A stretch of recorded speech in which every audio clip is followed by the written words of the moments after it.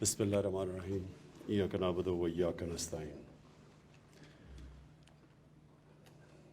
میں سب سے پہلے تو ہمارے یہاں کسان اور کسانوں کے ریپریزنٹیٹیوز بیٹھے ہوئے ہیں، تو میں اپنا پہلے فلسفہ بیان کر دوں کہ کیوں میری نظر میں اس گورنمنٹ کو کسانوں کو ان کی مدد کرنا، ان کو اٹھانا، ان کی مشکلات حل کرنا یہ کیوں ضروری ہے۔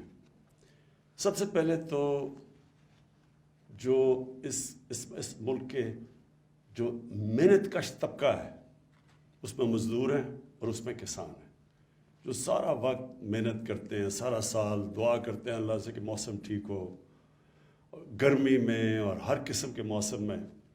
تو یہ جو محنت کش طبقے کی مدد کرنا ہے یہ اللہ کو خوش کرنا ہے، کیونکہ اس کی خاص طور پہ وہ آواز سنتا ہے محنت کش کی، اور وہ جو کمزور طبقہ ہوتا ہے ان کی آواز اوپر والا زیادہ سنتا ہے۔ تو یہ تو سب سے پہلے تو ہمارا ایک فرض بنتا ہے بحیثیت انسان۔ دوسری بات،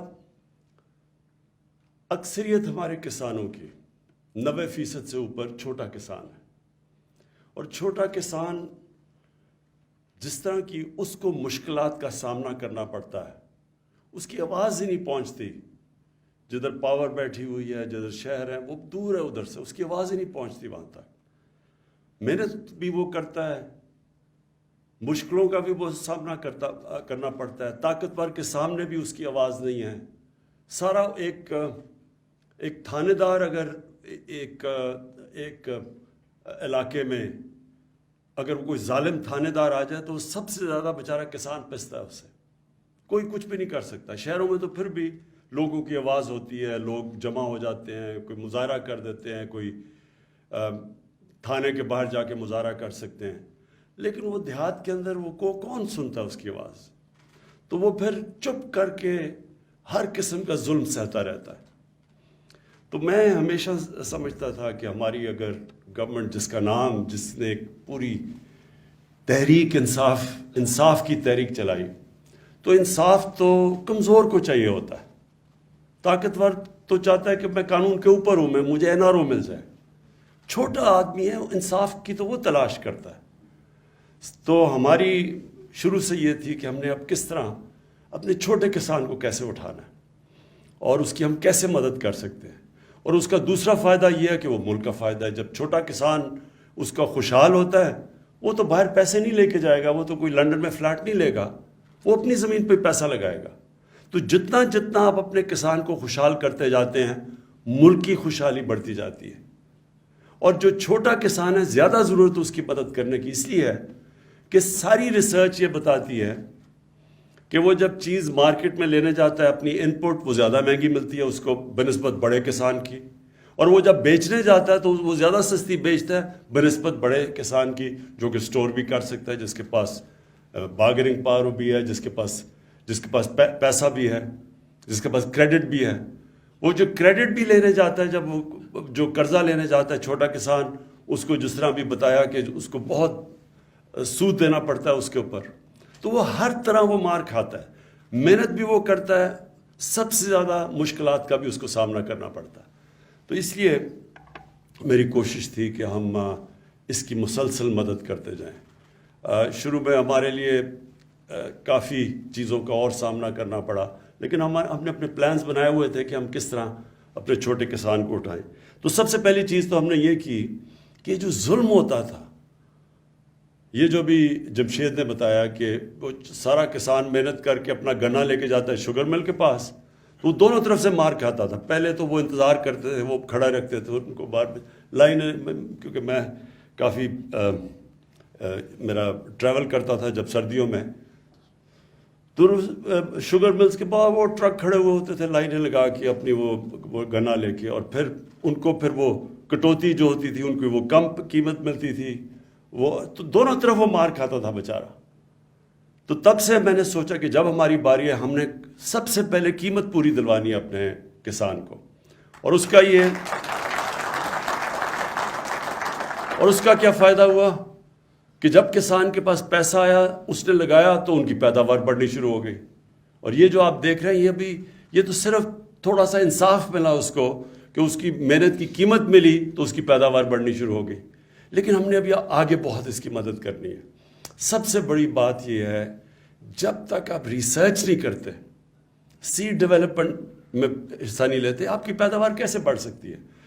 مجھے اچھی طرح یاد ہے ہمارے جو فیصل آباد کی ایگریکلچر یونیورسٹی تھی, اس کی بڑی دھوم دھام تھی, اس کی بڑی کوالٹی تھی. آہستہ آہستہ ریسرچ کے اوپر ہم نے کم پیسہ خرچ کرنا شروع کیا, ریسرچ ختم ہی ہو گئی. تو وہ آپ کے سامنے ہے کہ آپ پیداوار دیکھ لیں, دنیا میں جو ملک ریسرچ کے اوپر پیسہ خرچ کرتے ہیں ان کی پیداوار کیا اور ہماری پیداوار کیا ہے. ہر چیز میں سب سے بڑا تو ہمیں ڈیری میں جو مجھے تکلیف ہوتی ہے کہ ہماری اتنی زیادہ گائیں ہیں, بھینسیں ہیں, لیکن ہماری دودھ ہمیں سوکھا دودھ امپورٹ کرنا پڑتا ہے. اور ہم نے کبھی کوشش نہیں کی. یہ تو بڑا آسان ہے کہ ہمارے یہ جو ہماری گائے بھینسیں ہیں ان کی دودھ کی ییلڈ بڑھ جائے, ان کی پروڈکشن بڑھ جائے. ساتھ والے چائنا اس کی دیکھ لیں, چائنا کی 3 گنا 4 گنا, یورپ کے اندر 6 گنا زیادہ دودھ کی پیداوار ہے جو ہماری گائے کی ہے. تو کبھی کوشش نہیں کی, ریسرچ نہیں کی, محنت نہیں کی. اور پھر جو پانی کا مسئلہ, اب دیکھیں ہمارے پاس جو پانی کی سٹوریج تھی, ہم سب کو پتہ ہے کہ جب ہمارا سارا پانی کب آتا ہے, برسات میں آتا ہے, اور جب ہمارے گلیشیئر پگھلتے ہیں گرمیوں میں, وہ سارا پانی تو دریا میں تب آتا ہے. تو وہ عقل یہ تھی کہ ہم اپنا پانی کو سٹور کریں تاکہ ہم پانی کو بچا سکیں, تاکہ کسانوں کو ہم زیادہ پانی دے سکیں. اور زیادہ ہماری اتنی زیادہ زمین ہے جو کہ جس کے اوپر ابھی کاشت نہیں کی ابھی, اور ایسی زمین ہے کہ ابھی میرے پاس لوگ آئے, انہوں نے مجھے بتایا کہ انہوں نے بلوچستان کے علاقوں میں جو کپاس اگائی ہے اس کی جو کوالٹی ہے وہ تقریباً آؤٹ اسٹینڈنگ ہے, کیونکہ زمین پہلی دفعہ کاشت ہو رہی ہے. تو ہمارے پاس بڑی زمین بھی پڑی ہوئی ہے, لیکن کیونکہ پانی نہیں تھا اور کبھی سوچا نہیں پانی کی سٹوریج کا, 50 سال کے بعد بڑی ڈیمز بن رہی ہیں پاکستان میں. یہ جو ہم 10 ڈیمز بنا رہے ہیں یہ بہت پہلے بن جانی چاہیے تھی, اور ہمارے کسانوں کے پاس زیادہ پانی اویلیبل ہونا چاہیے تھا. سٹوریج ہمارے پاس ضرورت ہے پاکستان میں سٹوریج کی, تو وہ ڈیمز بنا رہے ہیں آپ, اور انشاءاللہ آپ دیکھتے رہیں گے کہ پانی کی سٹوریج, پانی کا اضافہ ہوگا ہمارے کسانوں کو دینے کے لیے. اس کا اور بھی مطلب ہے, ہم جب فلڈز کی تباہی آتی ہے وہ بھی روک سکتے ہیں. وہ جو پانی تباہ کرتا ہے, اور یہ بھی ابھی جمشید نے اچھی بات کی کہ جو سلیمان پہاڑوں سے جو آتے ہیں, تیز ریلا آتا ہے پانی کا, وہ بڑی تباہی کرتا ہے. اسی پانی کو ہم روک لیں, وہاں اتنی زمین پڑی ہوئی ہے جس کو ہم کاشت کر سکتے ہیں. تو پہلی دفعہ ان کے اوپر بھی اب وہ بڑی ڈیم بن رہی ہے, یہی سلیمان رینج سے جو پانی کو روکنے کے لیے ڈی جی خان میں. تو آہستہ آہستہ اس پانی کے اوپر بھی ہمارا پلان ہے ڈیم بنانے کا. پھر ادھر بھی کرم کے اوپر جو گوملزم ڈیم بن رہی ہے, تو اور بن گئی ہے وہ, اس کی طرف اب ہاں 3 اور ان کی پھر وہ جو کمانڈ ایریاز بڑھا رہے ہیں.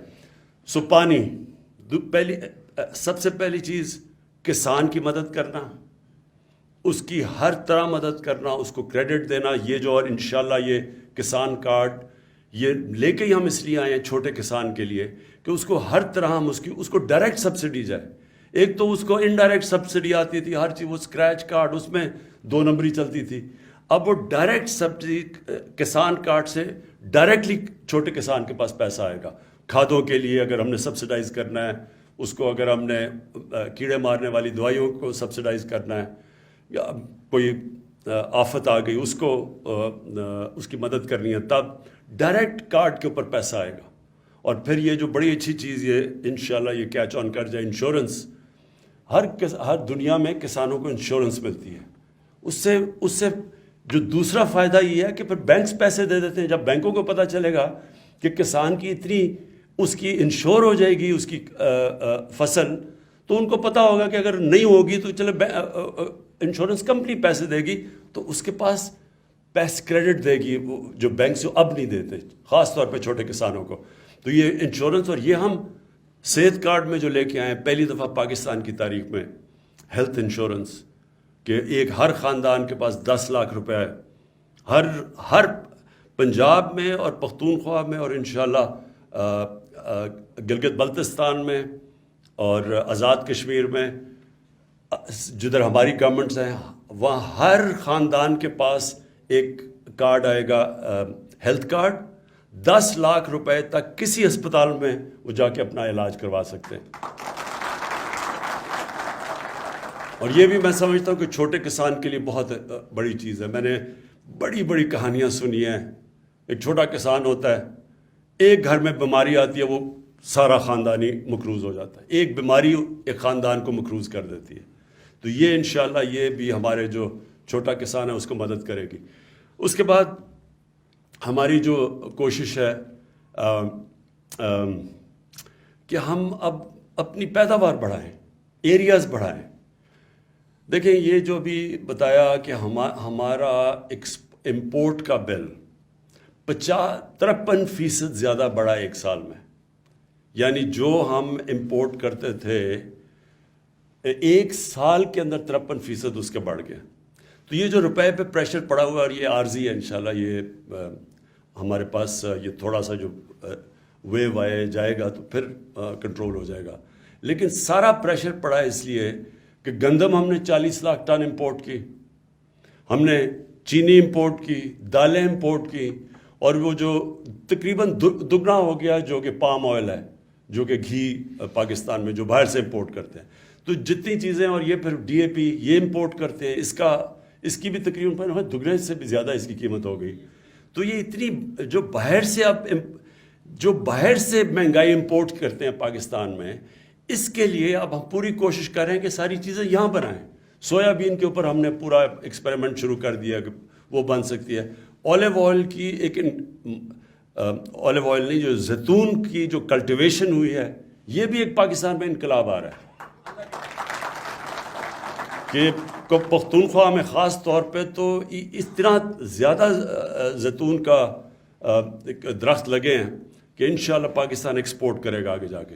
تو اب ہم نے پوری کوشش یہ کرنی ہے کہ جو باہر سے ہم منگواتے ہیں وہ ہمارے میں اللہ نے سب کچھ دیا اس ملک میں، صرف ہم نے اپنا ذہن لگانا ہے، ریسرچ کرنی ہے، نئی ٹیکنیکس ڈیولپ کرنی ہے، کسان کی مدد کرنی ہے، کسان کو نئی ٹیکنیکس دلوانی ہے۔ اور اس کے لیے بھی ہمارا پورا پروگرام ہے، ایک جا کے کسانوں کی ٹریننگ کریں، ان کو نئی نئی چیزیں بتائیں۔ چائنا سے ہم نے جو سی پیک کے اندر ہم نے اب زراعت کو شامل کر دیا ہے، تو چائنا سے جو اب ہم پوری ان کی مدد دے رہے ہیں، کیونکہ انہوں نے بڑا ریسرچ کیا، ان کی پیداوار ہمارے سے بہت زیادہ ہے۔ انہوں نے بلکہ یہ بھی اب ریگستان کے اندر انہوں نے فصلیں اگائی ہیں اور ٹیکنیک سے، اور جو ابھی جمشید نے بتایا کہ یہ جو کھارا پانی ہے، یہ جدھر کئی علاقوں میں جدھر پانی ہمارا نمکین ہے، یا وہ جدھر وہ کیا کہتے ہیں اس کو، سیم ہے جدھر، تو وہ ان علاقوں کے اندر بھی فصل اگ سکتی ہے، کئی سرٹن ٹائپ فصلیں اگ سکتی ہیں، اور وہاں شرمپ فارمنگ ہو سکتی ہے۔ تو یہ ہم ساری اب اپنا ذہن استعمال کرنا ہے، جو ابھی تک ہم نے کیا ہی نہیں ہے۔ ہم نے ایسے ہی چلتے گئے ہیں، جو موہنجو دارو کے دنوں سے جو آ رہی ہے اسی طرح کی پریکٹسز چلتی آ رہی ہے پاکستان میں۔ اب ہم نے ماڈرن ٹیکنیکس لے کے آنی ہے، صحیح استعمال کرنا ہے پانی کے ریزروائرز بڑھانا ہے، ریسرچ، اور انشاءاللہ اپنے لوگوں کو بھی بتانا ہے کہ کس طرح کی کیش کراپس اگ سکتی ہیں۔ مثلا زیتون میں شروع ہو گئے، زیتون کا تو میں نے آپ کو بتا دیا۔ پھر ایک جو سبزیوں میں جو سب سے مہنگی اور جو نیوٹریشس سبزی ہے اس کو کہتے ہیں ایووکاڈو۔ وہ ایک ایووکاڈو کو 600-700 روپے کا بکتا ہے یہاں۔ تو وہ سوچ لیں کہ وہ 4-5 سال میں وہ پورے وہ دینا شروع کر دیتا ہے پھل، وہ جو اس کا پودا ہے۔ تو یہ تو سارا علاقہ ہمارے بہت زیادہ علاقے ہیں ایووکاڈو کے لیے، ہم نے کبھی سوچا بھی نہیں اس کا۔ تو اور تو میرا مطلب یہ نئی چیزیں لے کے آنی ہے، جس طرح ہماری آبادی بڑھ رہی ہے، اور ہماری آبادی اب یہ سوچ لینا کہ 4 کروڑ تھی 1947 میں، اور آج پہنچ گئی ہے 22 کروڑ پہ۔ تو جس طرح ہماری آبادی بڑھ رہی ہے اسی طرح ہمیں اپنا ذہن استعمال کر کے اپنی پیداوار بھی بڑھانی ہے، اور اس کے لیے کسانوں کی سب سے زیادہ ہم نے مدد کرنی ہے۔ یہ جو پورٹل آج میں لانچ کر رہا ہوں، جو کیا لانچ آج، اس کا صرف مقصد اب یہ ہے کہ جس کی آواز نہیں ہے، جو چھوٹا کسان ہے جس کی آواز نہیں ہے، اس کو آواز ملے، اس کو مسلسل کیا رب رحیم کسانوں کا وزیر اعظم اچھا زندہ باد. میں ہماری کوشش یہ ہوگی کہ جس طرح کا بھی ابھی تک اوروں کو تو مل جاتی تھی مدد مل جاتی، شہروں کے اندر ہمارا پورٹل کے اوپر کوئی بھی کال کرتا ہے ان کے مسئلے حل ہو جاتے ہیں، لیکن کسانوں کا مسئلہ تھا تو یہ جو اب اسپیشلی چھوٹے کسان کی اب اس کے لیے ہم نے یہ پورٹل کھولا ہے، جہاں سے بھی وہ کال کرے گا یہاں ادھر سے جائے گا سیدھا چیف سیکرٹری کے آفس، وہ بالکل اس جو متعلقہ ہیں ان کے پاس جائے گا. اور آپ دیکھیں گے کہ جو سب سے بڑا مسئلہ بیچارے کے جو چھوٹے کسان ہیں ان کو پانی نہیں پہنچتا، ان کا پانی چوری ہو جاتا ہے، یہ ان کا سب سے بڑا مسئلہ بنا ہوا ہے. تو ہم انشاءاللہ اس کے لیے پورٹل کے ذریعے یہ انشور کریں گے کہ چھوٹے کسان سے کسی قسم کا ظلم نہ ہو، کوئی طاقتور بھی اس کے اوپر ظلم نہ کر سکے، کیونکہ کئی دفعہ بڑی جھوٹے کیسز کر دیتے ہیں. میں کیونکہ میاں والی میں مجھے پتہ ہے وہ چھوٹے کسان جب میں جاتا تھا اپنے حلقے میں تو سب سے زیادہ کمپلین جھوٹا کیس کر دیا، وہ بیچارہ جا کے تھانے میں کسی کو بند کر دیا کوئی وجہ، اس کی اب آواز ہوگی انشاءاللہ اس پورٹل کی وجہ سے. میں آخر میں آپ سب کو اپنے کسانوں کو یہ پھر سے تاکید کرتا ہوں کہ آپ نے یہ سمجھنا ہے کہ گورنمنٹ آپ کی ہے، ہم آپ کے ساتھ کھڑے ہیں، آپ کو محنت کی پوری قیمت دلوائیں گے، جو آپ کا محنت کا پھل ہے وہ پورا آپ کو ملے گا، ہر طرح آپ کی مدد کرتے رہیں گے. کیونکہ یہ میں اس لیے نہیں کر رہا کہ آپ کو خوش کرنے کے لیے، کیونکہ یہ میرا ایمان ہے کہ جب ہم اپنے کسانوں کی مدد کریں گے ہم پاکستان کی مدد کریں گے. شکریہ.